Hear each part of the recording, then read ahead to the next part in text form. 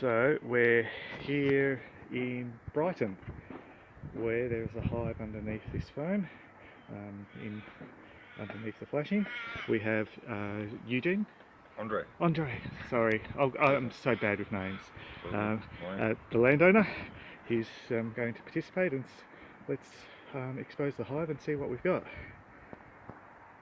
Okay, so underneath the tin was masonite sheeting, not masonite, cement sheeting, and okay, thermal cameras. Okay, you can't see it. Okay, there we go. Okay, so that's the thermal image. Blurry, and so it goes up to about here. So about there. Okay, let's see what we get. Okay, we've flipped over here, and you can see down here where there's lots of melted comb. So this in summer would have got really hot, hence why the foam was put on it by the landowner, because he was trying to protect the bees. But the comb's still melted, but the hive's been so strong they've just kept rebuilding. So strong hive, but it's been melted a couple of times. Okay, so this hive swarmed about 4 weeks ago, but I'm not seeing any brood, and I found a queen cell so far. So I do need to put more comb in here, but for the moment I want the girls looking after that queen cell, so that's going to go in there so the girls can look after the queen cell. There's an amount of comb that goes down the pillar, so the pillar like so. We don't know how deep, so I'm hoping like anything that there's no queen cells down there, and then the rest of it runs along the top of the pillar up here. So yeah, we'll, fingers crossed, we find a queen, and the queen cell we've got is just one that hasn't hatched yet, but as yet it's not looking great, which means the cutout gets harder because the bees have no reason to go into the box. Okay, so you can see, because the hive's melted a few times, the hive's just all twisty and turny, so no real good bits to be able to frame up. So any queen cells we find we'll put into frames, but the rest we'll have to make them start again and just feed them their honey back. But a little bit tricky, but we'll get there. Okay, we've lit the smoker, not to calm the bees, because the bees are really nice, even in this weather where we've already had some drizzles and whatnot.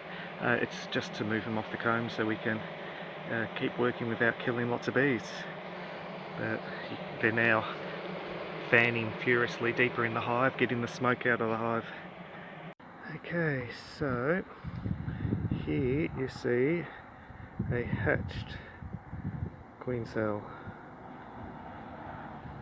So that's a good sign. I'm not seeing brood yet, but eggs, which is what we're hoping to see, because then it makes life easier. If we've got eggs, it means she's mated. It means that once I get her in a queen clip, the bees will all go into the box. But we just don't know. We'll just keep going and see what we get. Okay, so we've got all the comb out in this cavity section, and we've started filling with rags. We'll fill the rest of this cavity with rags, and then we'll turn the hive around 180 degrees. We'll sweep some of the bees into it, and then we'll look at the pillar section and see if we can't entice the bees up out of it.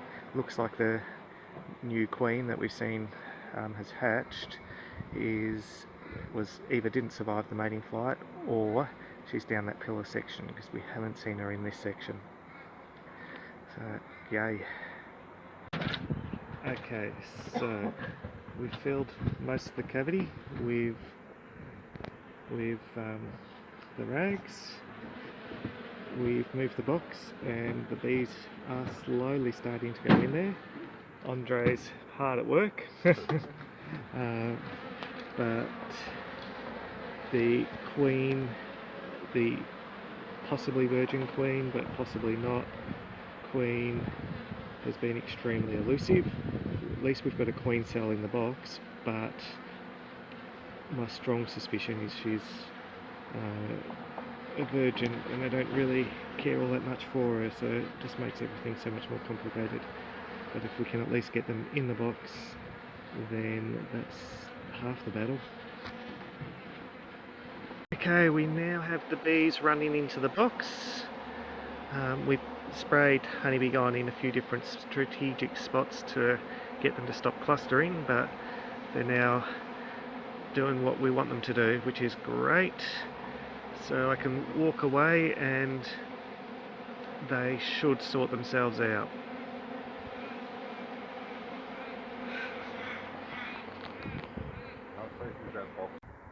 Okay, so we'll leave the hive here for a few days and come back and collect it after dark. See how we go.